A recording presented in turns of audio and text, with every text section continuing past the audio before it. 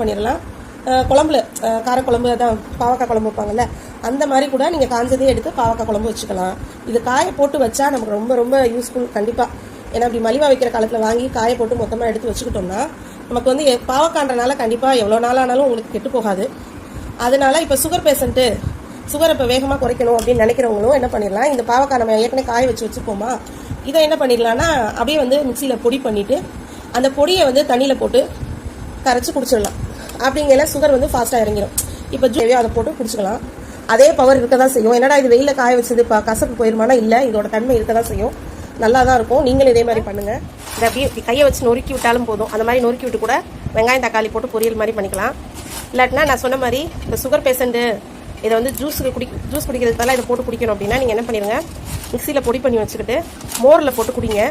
நல்லாயிருக்கும். மோரில் போட்டு குடிக்கையில் உங்களுக்கு கொஞ்சம் கசப்புத்தன்மை அந்த அளவுக்கு தெரியாது. சுகர்